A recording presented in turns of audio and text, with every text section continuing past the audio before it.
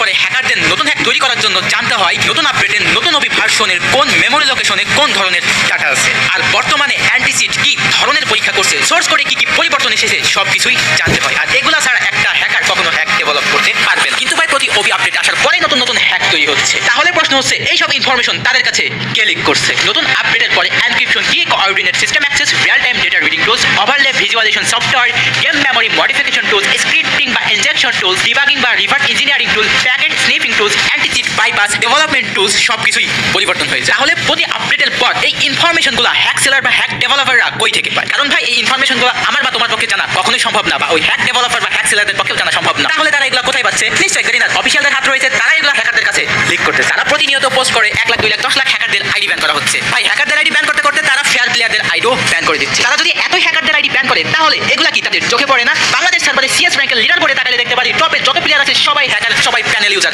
এগুলা কি গেরিনার চোখে দেখে না, নাকি তারা অন্ধ? যদি তারা চোখে দেখতো সেই আইডিগুলো কিভাবে রিজনের লিডার বোর্ডে মাসের পর মাস টিকে আছে? এত এত হাজার হাজার লক্ষ লক্ষ আইডি কি ব্যান করতেছে? যদি লিডার বোর্ডে রিজনে থাকে হ্যাকাররা, হ্যাক নিয়ে ডেডিকেটেড ভাবে যদি আমি কথা বলতে চাই, আধা ঘন্টা থেকে 1 ঘন্টা পেরিয়ে যায়। এখন গাইস অন্য পয়েন্টে আসা যাক। গেমের মধ্যে ঘন ঘন ইভেন্ট, এত ইভেন্ট গাড়ি না দিচ্ছে, এর ফলে গাইস ইভেন্টগুলো পারফেক্টলি কমপ্লিট করতে গেলে প্রতি মাসে 30 থেকে 40 হাজার ডায়মন্ড মিনিমাম খরচ হয়। বর্তমানে যারা এই গেমটা খেলে অধিকাংশের বয়স 15 থেকে 20 বছর। তারা এইসব নতুন আইটেম দেখে ডায়মন্ড টপ আপ করতে পাগল হয়ে যায়। এখন একদল পাবলিক বলতে পারে জিসান ভাই আপনি তো প্রতি মাসে lakh lakh diamond top up করেন, কোটি কোটি ডায়মন্ড নষ্ট করেছেন। তো তাদের উদ্দেশ্যে বলতে চাই আমি যে এই টপ আপটা করি তা আমার একটা কন্টেন্টের উদ্দেশ্য এবং টপ আপ করি সম্পূর্ণ নিজের টাকায়, ইনকামের কিছু অংশ দিয়ে। কিন্তু যাদের বয়স 15 থেকে 20 বছর তারা সবাই কি চাকরিজীবী, সবাই কি কাজ করে? অধিকাংশ ছেলে পেলেই কিন্তু পরিবার থেকে টাকা নেয় এবং সেই টাকা দিয়েই টপ আপ করে। ভাই ইভেন্টের কথা বাদই দিলাম, গেম খেলতে হলে ভাই গান স্কিন ছাড়া এখন গেম খেলাই যায় না। একটা গানের অ্যাবিলিটি যদি থাকে double rate of fire, single damage, আর তোমার কাছে যদি কোনো গান স্কিনই না থাকে, অপোনেন্ট ভাই তোমার থেকে অনেক বেশি অ্যাডভান্টেজ পাবে এবং তোমাকে মেরে দিবে। মারা খাওয়ার পরে তোমার মনে একটা প্রশ্ন থাকবে, তার কাছে গান স্কিন ছিল এর জন্য সে আমাকে মারতে পেরেছে, আমার কাছে গান স্কিন নাই, আমি তাকে মারতে পারি নাই। তখন তোমার মনে একটা জিনিসই ঘুরপাক খাবে,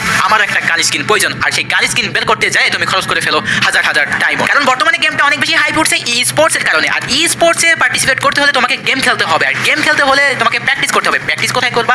র্যাঙ্ক ম্যাচ বা ক্লাসিক ম্যাচ। সবসময় তো আর তুমি ই স্পোর্টস খেলতে পারবা না, বা সবসময় টাকা দিয়ে খেলতে পারবা না, তাই না?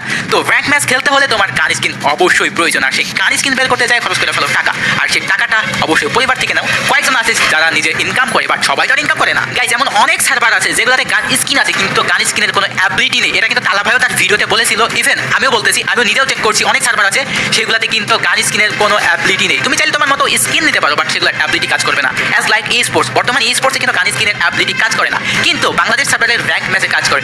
আর আদার্স অনেক সার্ভার আছে র্যাঙ্ক ম্যাচেও সেই স্কিনগুলো কাজ করবে না, ইভেন ই স্পোর্টসেও কাজ করে না। তো সেই জায়গাটাই গাইজ কোনো ভেদাভেদ থাকে না। টাকা থাকলেও তুমি গেম খেলতে পারো, না থাকলেও গেম খেলতে পারো। কিন্তু ভাই বাংলাদেশ সার্ভারে গেমটা হয়ে গিয়েছে পে টু উইন, অর্থাৎ টাকা আছে তো গেম খেলো, টাকা নাই তো ভাই চুরি করো, চুরি করে টপ আপ করো, এরকমই হয়ে গেছে।